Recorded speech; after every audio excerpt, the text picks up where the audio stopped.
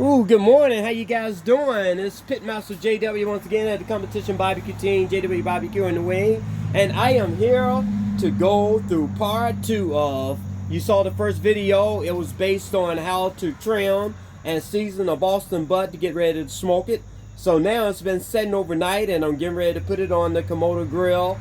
And I'm going to smoke a butt, and you can follow me through this so you can also learn how to do that too. Most people generally use charcoals, so I'm using my Komodo grill today.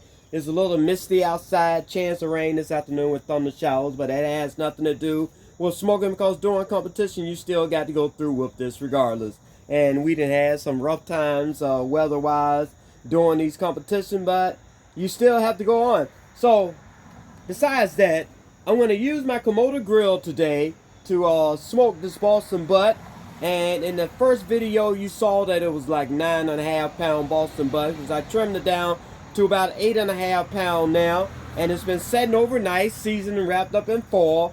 And I'm getting ready to start my charcoals now, so I'm going to go ahead on and use these charcoals here. I got some Kingsford charcoals. Let me adjust my camera first of all and get you inside the Komodo. So I'm tipping that down inside the Komodo. There we go. And like I say, I am using some Kingsford charcoals. Not endorsed at all by Kingsford. I'm just using them because they're a nice, clean, burning, long-lasting brand of charcoals. I'm going to fill this up about a quarter of the way, and I can run this for about 12, 14 hours off of about maybe 40, 45 briquettes. So I'm going to get them all set up in there. There we go. And the other product that I'm using, once again, not endorsed by Kingsford charcoals. I'm using their starter, charcoal starter. I'm going to put that down in the center of the charcoals here. And what I'm going to do, I'm going to reach over here and get my lighter.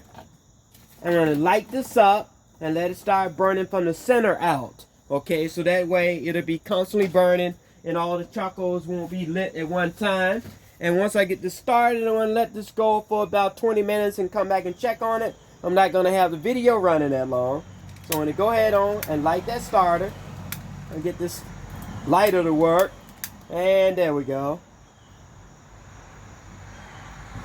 Then I'm going to throw a couple of hickory chips in there to give me my smoke flavor that I'm looking for while I'm smoking this Boston butt. And go mix up a little apple juice and vinegar together to use as a mist while it's smoking to keep it from drying out. And then I'm going to get me a little water container to put inside to keep some moisture inside the Komodo while it's smoking. So while that's getting ready to fire up the charcoals, I got the Boston butt I already took out. It's in the kitchen right now setting. It's been out now for about maybe 35-40 minutes trying to bring it back up to temperature because it was cold. And you don't want to put a piece of cold meat on a hot grill because that's not going to work very well. So let's just let this warm up and get to where I need it to be. And I'll be back and show you the rest from there. Okay, once again, I'm Pitmaster JW, the competition barbecue team. And we're getting ready to smoke a butt here, ladies and gentlemen.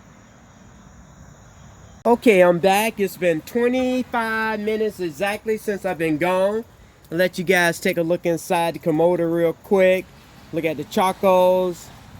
And they're looking good. Right where I want them. So the next thing I want to do, I want to come over here and grab my heat deflector. My grate is already oiled down and wiped down, and I'm just dropping it all over the ground. Okay, so let me pick up my heat deflector. Put that in.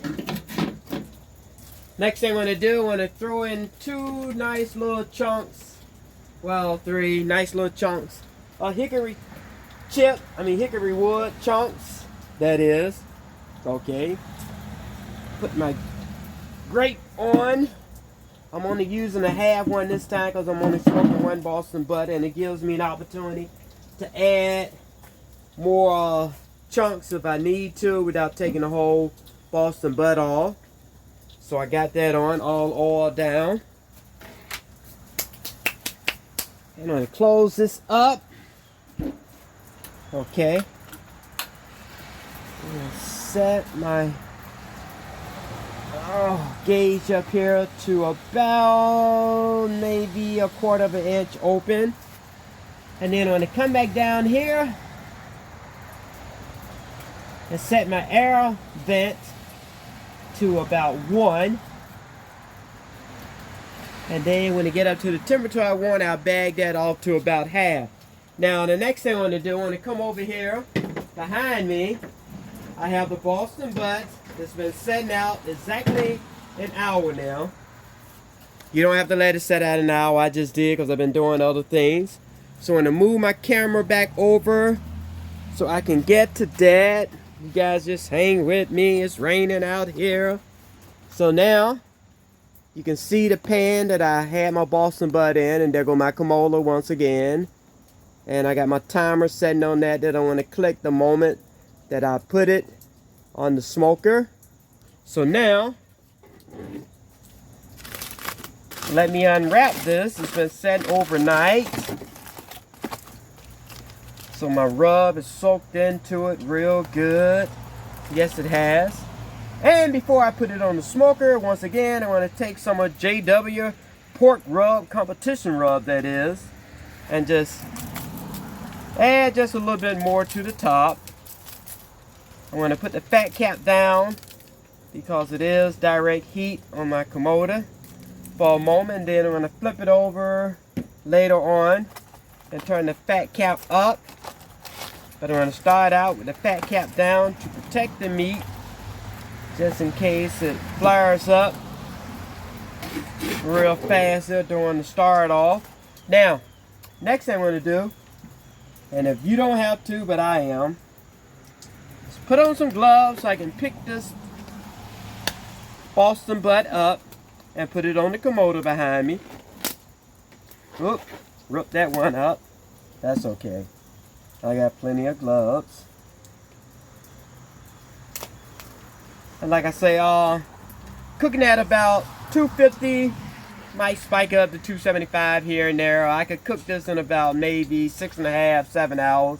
It's an 8.5 pound butt I estimate now after trimming it. So if I can get 6.5 in it, that was a good cook. Pushing 7, I can work with that. And I can cook it even faster if I wanted to. If I did a fast cook, hot cook, fast cook, however you want to say it, I could push the temperature up to about 350, 400 degrees. I can trim that down to about maybe 5 hours cooking at that pace. But the only thing about that is that my meat won't be as tender as I want it to be because the muscle will kind of tighten up cooking at that temperature. So I wanted to keep it somewhere between that 250, 275 controllable, where I can break down the muscle tissues in this Boston butt. So now I'm going to reach back here and get ready to open this up and put it on the smoker. So I'm going to move my camera once again. You guys just hang tight. Let's go for a ride. And I'm coming back over to the Komoda. Okay, so there I am. And I'm going to pick this Boston butt up out of this pan. And I'm going to walk this over here and set it on my Komoda right in the center. Like I said, I done threw a couple of hickory chips down there inside. Fold this pan up because I am outside. And regardless of the rain, the flies will still try to cause you a problem. This is kind of like doing a competition down in Rocky Mountain. Most of the time on Saturday, it rains for the last couple of years. But like I say, it doesn't make any difference because we jump right in there and do our thing. And also have my mixed vinegar and apple juice so I can spread later on. So I'll let it cook for about an hour, hour and a half, and then I'll come back and check on it. And every 45 minutes or so I'll come back out. Let me close this up because it's flaring up, and this bad boy is hard to get back down once she get hot. So I'm going to close that up. I got my flute up top, like I say, about 1/4 inch open, and I got my vent down the bottom at 1. So when my temperature gets up to about where I want it, I want to close that back down about 1/2 so I can try to lock in my temperature. So come back around here and let you guys see what's going on. And you can see it's slowly creeping up. And it's at 200 now. So it doesn't take long for it to heat up. And I'm going to walk over here to where my clock is at. And I'm going to bring it up to you. And I am going to hit the start button. And I'm going to work on that. So in the meantime, we'll just let that go for about an hour and a half. Something like that. And I'm going to come back and check on it later on. And let's see where we at by then. Alright, ladies and gentlemen, I'm back. It's been an hour and 15 minutes exactly. So now I'm going to come out here and take a look. The first thing I want to do, I want to look inside. I want to look outside first and check to see what my temperature is doing here. And it's set at about 260, 265, give or take a degree or so. So it's been locked in right there, exactly where I want it to be for the last past hour and 15 minutes. Now I'm going to take a look inside and see what's going on inside. Got a nice little smoke going, not real heavy. So it's smoking just like I want to. And let me look inside and see what's happening. I'm going to bring you a little closer so you can take a better look at it. And there it is. I got a smoker behind it there, a little smoker that I got some pellets stuck in, some hickory and oak pellets. I decided to use that instead of using the hickory chunk because I only have a couple of pieces left here. So I went ahead on and filled that up. You can buy one of those and use that as well. You know, just fill it up, light it, stick it in the grill and let it do its thing. But like I said, it's been on now for an hour and 16 minutes, 17 minutes. And the temperature is locked in at 265. So I'm going to put this back down. I'm going to come back over here and flip this butt over while I got it open and turn the fat cap up. You can get you a nice long metal fork or something, or you can use some gloves. I'm just going to flip this over and let that cook out. I need to pick up my smoker tube, keep it elevated, that way it has an even burn. And it is raining out here. I don't know if you can hear it, but I'm going to go ahead on and close this up. I don't want to mess up my temperature. And while I'm at it, I'm just going to go ahead on and spray it with a little apple juice and vinegar. And I got a drip pan up under there. Uh-oh. I had the fat cap already up. My bad. So I turned the meat side up. Okay, that didn't make a big difference there. I had a heat deflector up under there anyway. So I got the meat side up now. I'm just going to go ahead on and let that roll. And I'll be back in about an hour to check on it once again. I'm going to close this down to keep my heat from flaring up. And try to keep it at a steady temperature the whole cook. And then I can keep my timing together. But in the meantime, while I'm at it, I'm just going to come over here and show you something real quick. You guys, you can go online and get this right off my website. And it's my pulled pork barbecue sauce that I use for my pulled pork. And you can also find my rub up there as well. So if you guys need to check some of that out, I'm going to tell you right now, it's competition ready. And it has won a couple of them. So trust me when I say it, it's worth the investment. If you decide you want to get some, you just order it and I have it in the mail as soon as possible.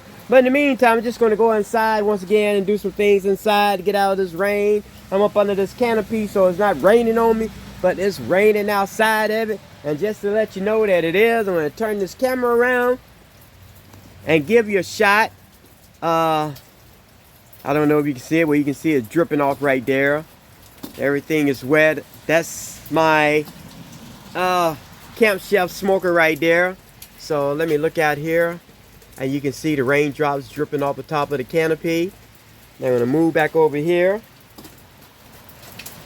put this back in place, and I'll be back in about an hour to check on this once again, to check on my temp for one, and to check on the butt. So you guys hang tight until then. Alright, ladies and gentlemen, I'm back. It's been exactly 3 hours and 1 minute since I put this Boston Butt on. Let me get ready to take a look inside. My temperature dropped about 20 degrees during that heavy rain shower we had a moment ago during that last time I was out here. So I'm going to open this up and take a look inside.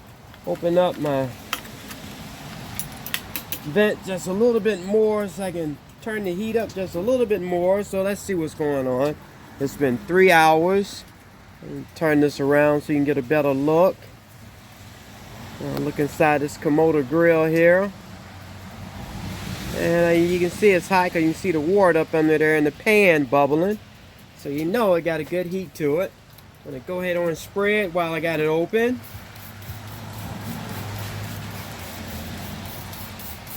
And then I'm going to flip it back over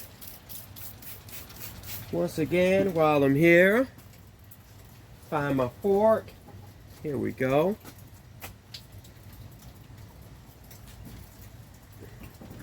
Okay. Whoa, don't want to fall down in the ashes, do I? Okay, there it is.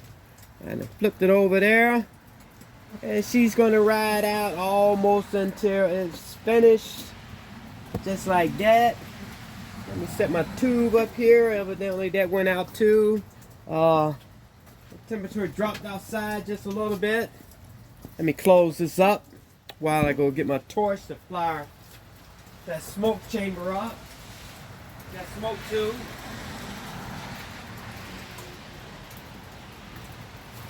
It's not going to need a lot more smoke. It's already getting a nice flavor to it. So you guys need to pick you up one of these. If you don't already have one of these torch, you can pick these up. Like I said, I got this one from Walmart. I'm going to walk around here real quick and get this bad boy going again.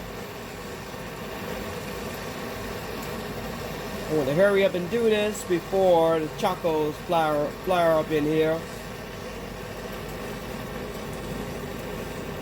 The longer you keep it open, the longer it takes to heat back up. Well, most grills, but Komodos are not quite like that. It doesn't take that long for them to get back up to the temperature that you need to be.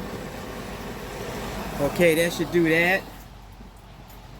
Go ahead on and throw a handful of these wood pellets in here. They're hickory and oak. Alright. And then I'm going to shut this bad boy down and continue to let it do its thing. And open up this bottom vent just a little bit. And I'll be back to check that. That'll go out as soon as I put this down. Of course it's lit right now. But as soon as I put this top down, that tube will go out. And so I'm going to go ahead on and close this up so I can get this temperature back up to where I want it. Alright, let you look at the top here.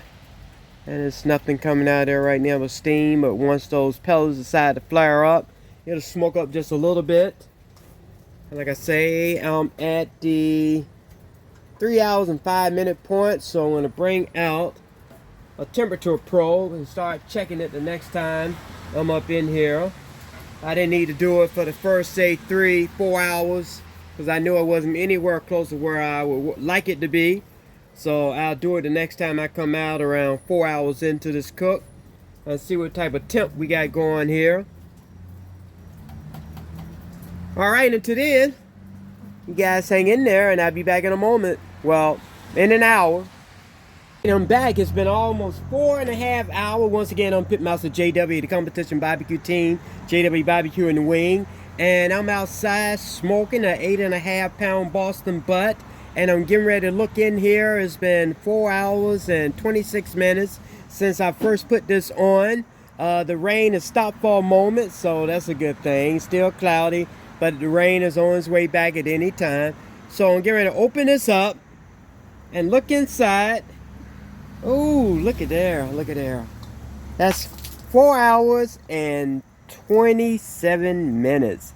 It's time to get up in here and get a little temperature check real quick. Okay, let me go ahead and spray this down since I just opened it up. and make this quick.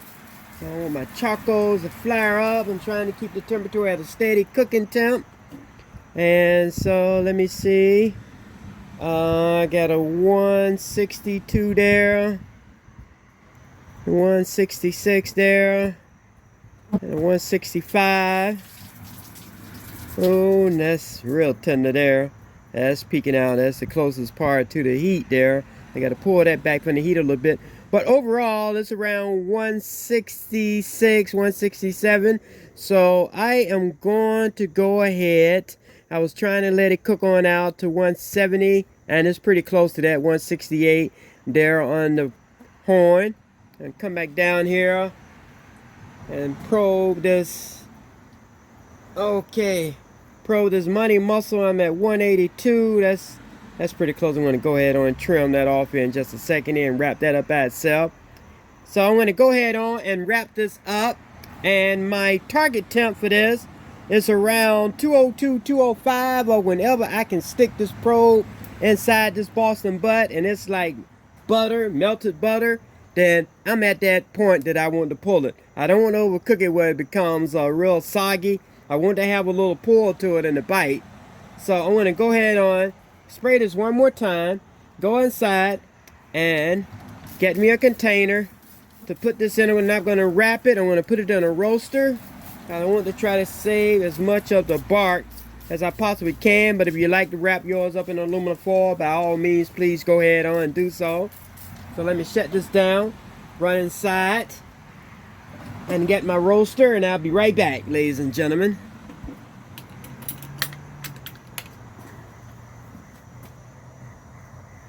So here's a little trick that I want to show you guys, because I believe in not wasting a lot of time and doing things right here. So I want to show you how to use. You can go ahead on, like I said, if you wanted to, and wrap your stuff up in aluminum foil. But what I want to do, I want to put mine inside this roaster. But to keep from having a lot of tough cleanup, I want to take this foil, push it down in the roaster, to layer the roaster with some aluminum foil. And that way, when I'm finished cooking the butt, all the juice and fat and meat that sticks to the bottom will stick to the foil. I can just pull the foil out after I get the butt out, and then just throw the foil away, and it won't be so hard cleaning the roaster up.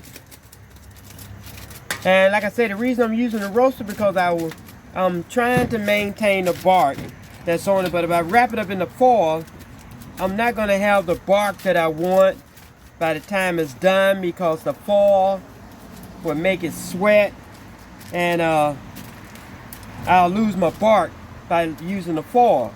So now I got my, see how I got it layered up in there like that?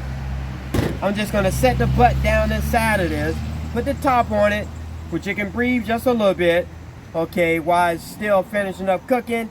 And I'm going to finish this Boston butt out like that. Like I say, my target temp that I'm shooting for is around 202, 205, 210 is my maximum. As long as I can get that in there and get it probed, and it gives me that butter type feel when I'm poking around in it, around that 200 mark, my butt is ready to pull off, and then let it rest until I get ready to pull it. So let me go ahead on and get that done. Hang on. Okay, now it's time to go inside and get this butt out. See, to reach that 170 point that I want to get. My bark is nice so far up here. I'm going to stick this inside this roaster. Oh, just like that. Oh, the smoke. Try to knock off some of this fat and stuff that's then got stuck up on my grate while I was cooking. I want to clean it up out there anyway, but if I can get to it in advance. Sorry about that. Get to it in advance and try to get some of it up before then. It'll make it a lot easier when it's done. Okay, one other thing I need to do before I put this up there. I got a little rat set up there to keep it from getting all over that stuff that came off my Boston butt to start with. I need my top. Put my top on. Get my probe. Stick my probe in here. I'm using all Temp Pro products right now. Okay, and you can find that on Amazon. That's Temp Pro, THERM, Pro. I mean O Pro. And you can go right on Amazon. You can get you the timer as well, and then the wireless thermometer, but I'm using the cord one today. And you can see that I'm getting ready to set my temperature. Moving it up now. The current temperature on this butt is 167. I want to push this out to 202.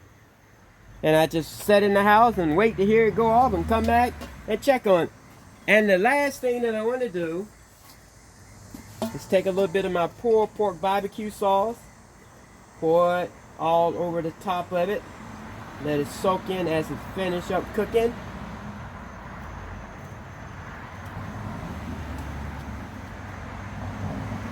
And that's all I need to do to it, ladies and gentlemen, until it's finished. And I'm going back inside and do some other things and just let this do its thing here. Woo! That smoke is something else, ladies and gentlemen, I'm telling you. Especially you got allergy problems, like a sinus problem like I do, allergy too, but especially sinus problem. It could really be something else. So I'm going to shut this down real tight and let this Komodo do its thing. Okay, adjust the temp just a little bit. Don't want to peak up no more than maybe about 15-20 degrees, because it's higher inside than it was to start with, and all the heat flows up to the top first. Okay, so I want to go inside, and right now it is 4 hours and 40 minutes, and the temperature on that Boston butt is 167 degrees. And I am going to go inside and work on dinner. No, this is not dinner. This is with someone else. But I'm using it as a teaching video for you guys if you want to learn how to do a Boston butt like Pitmaster JW does it.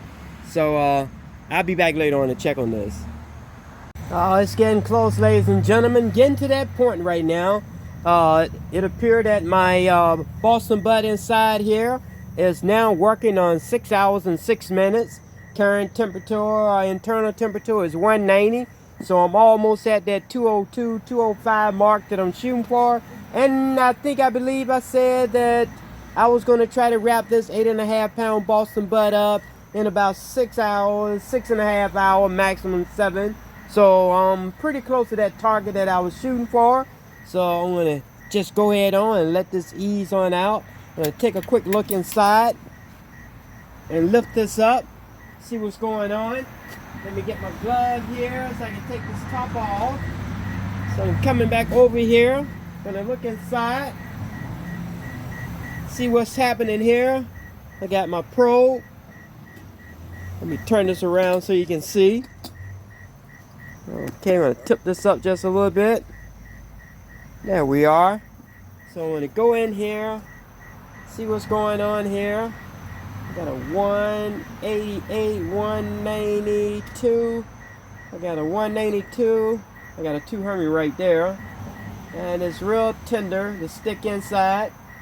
So as you can see, I'm going to turn this around so you can see. I got a 196, 198 there. So that's looking pretty good, and it's real easy to poke into. Let me walk around the other side. Oh yeah, that's just slide right in. So this Boston butt, ladies and gentlemen, is exactly where I want it to be. And I'm going to take it off here in a few minutes because it'll still cook out a few degrees, maybe about 3 to 5 more degrees, and then start working its way back. So and it's easy to probe. It's easy to probe. You just take the probe and just stick it right in it, and it's like butter, slide right in. So let me see, I'm at 194 there, 192, 197 at that point, 197 there, jump back to 196, okay, 199, 200. It's ready.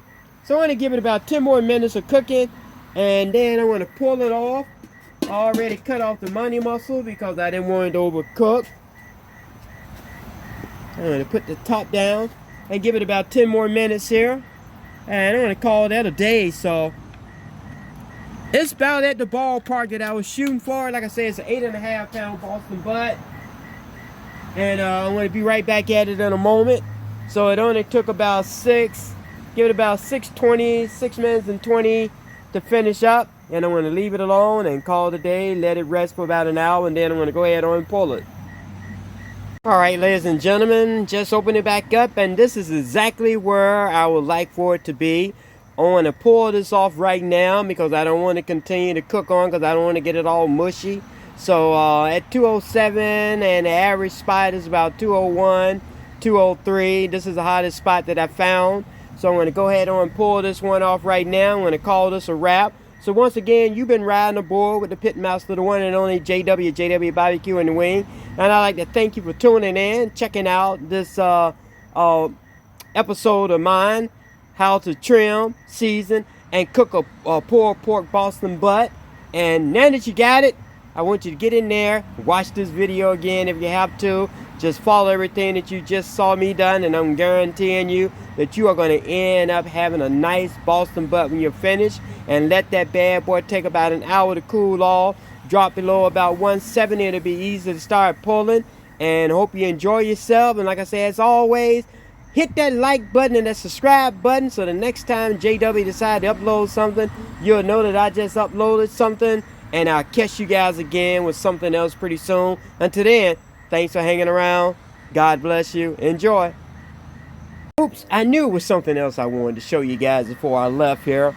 I just want to show you, if you're doing competition barbecue, I just wanted to point out a few things about a Boston butt. Some of the key areas that you most likely be focusing on trying to get something to put in your turn-in box. I'm just going to point some things out to you right now. So I got a photo in front of you, and I drew a butt as best as I could, put it like that, without using a real one. One of the key things that everybody is always shooting for right here is that money muscle on the opposite end of the bone that I told you about earlier in the video. That would be your money muscle, one of the key factors there. Also, just above the across from the money muscle, dug inside the meat, there's 3 tubes there that you can also use if you cook them and don't overcook them. You can pull them apart and use them as strings in your turn-in box. And if they come out and they start falling apart, you can also just take it and use it, say, as some chopped up barbecue and put it in your turn-in box. Now, the rest of the butt, up under that fat cap, you can take it at, if you want to say, take that, pull it, shred it, chop it, and use that also as some turn-in barbecue if you like. That's up to you. Most people just decide to go, well, bam, the money muscle. I can understand that, because if you cook it right and it's right, then you're probably going to get some good results from it.